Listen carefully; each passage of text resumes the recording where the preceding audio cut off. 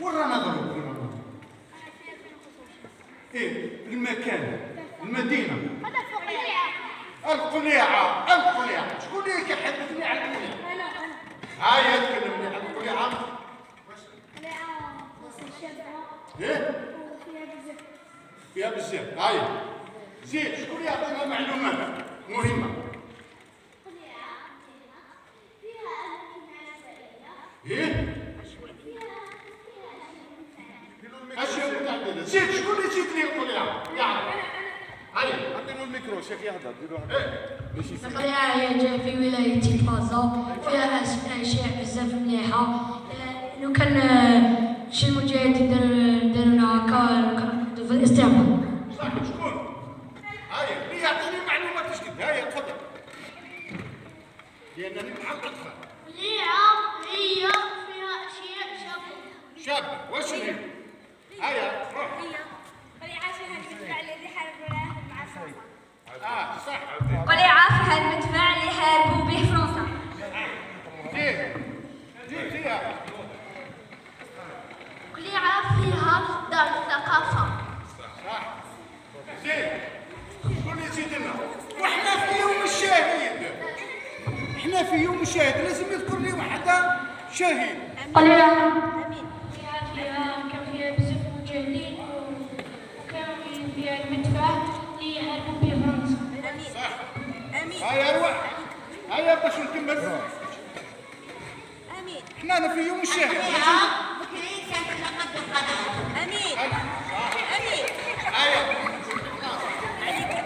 هيا نزيد المعلومات.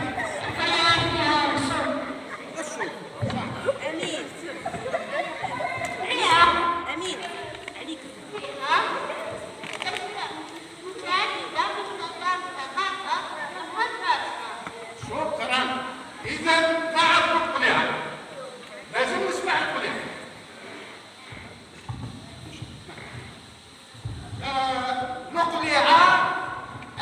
القليعة هي من جات الاسم تاعها من القلعة. صح.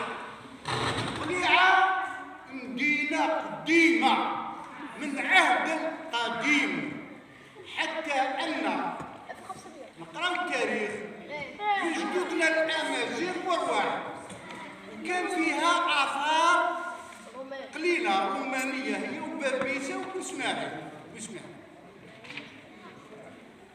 والوالي تاعها المشهور الا ذكرنا القليعه لازم نذكر واحد الوالي الصالح وسيدي علي مبارك. ما يمكنش نذكر القليعه وما نذكر سيدي علي مبارك. سيدي علي مبارك مسجد سيدي علي مبارك. إذا هذا سيدي علي مبارك هو اللي كان من قديم في ذاك الوقت يعلم الناس تاع القليعة ويدرس لهم، وكان التلاميذ أبناء القليعة يدرسوا في سيدي علي مبارك. صح. في السنة الرابعة ابتدائي كاين التاريخ ندرسوه. تاريخ الجغرافيا. ايه تاريخ الجغرافيا. وكاين واحد البطل علي عبد القادر كي جات فرنسا ودخلت واش في العام 1830. صح. إذا دخلت فرنسا للجزائر في 1830. من سيدي جيد. إذا أجدادنا علي عبد القادر وغيره قاموا يحاربوا فرنسا. أسف نجي قاموا يحاربوا فرنسا.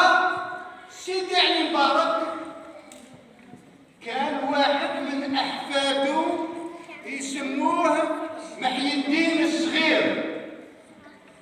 محي الدين الصغير هذا التحق بالأمير عبد القادر ولا هو الخليفة تاعو في مليانة.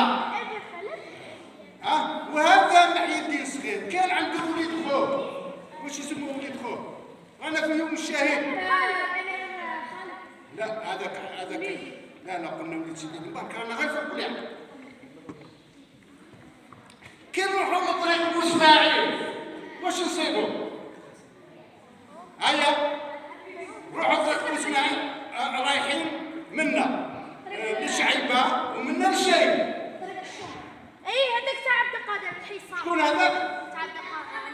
هذاك هو اسمه محمد سيدي علي مبارك، هو الشهيد المشهور وكان خليفة الأمير عبد القادر على مليانة وهذه المنطقة كاملة. هذا الشهيد محمد سيدي علي مبارك هو الخليفة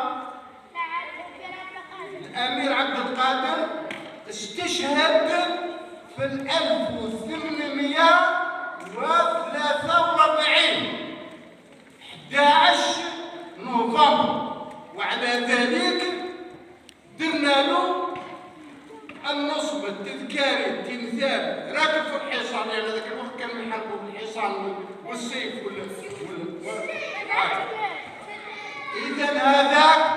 إذا الشهداء راكم تعرفوا كل من يجاهد ويحارب بفرنسا باش احنا ولادهم نعيشوا ملاح ونتعلموا ملاح ونجوا لدار الثقافة.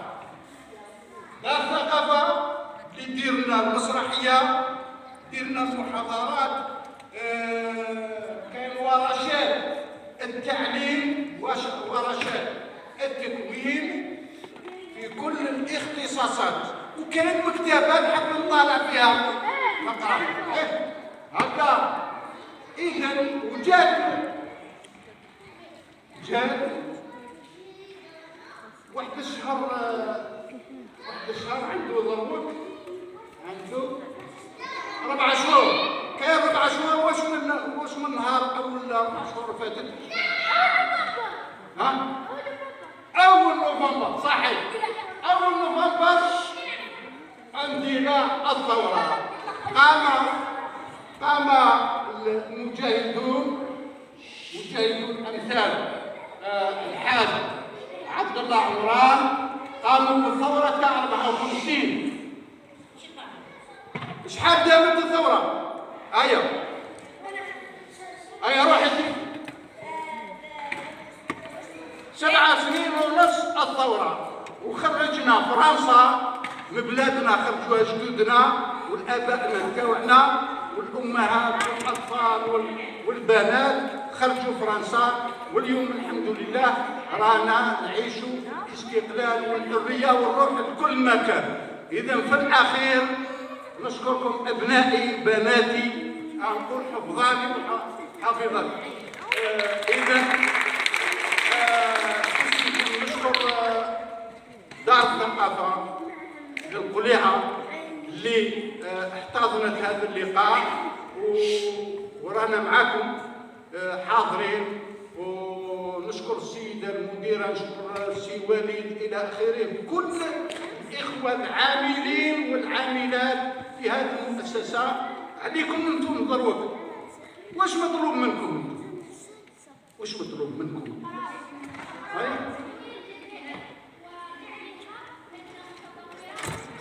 شكرا جزيلا. أروح قولي لي انت واش خلوها دائما ذكرى خلوها دائما ذكرى. كنتم مرات واش لازم نقراو ونطوروا في العلم التالي. ايوا، ولازم نكثر الانتاج، نولي نلبس لباس بلادنا، ناكل ماكله بلادنا، نصنع السيارات في بلادنا، نصنع السلاح في بلادنا باش ما يحقروناش الاخرين، لان كنا نصنعش يحقرونا ضربونا.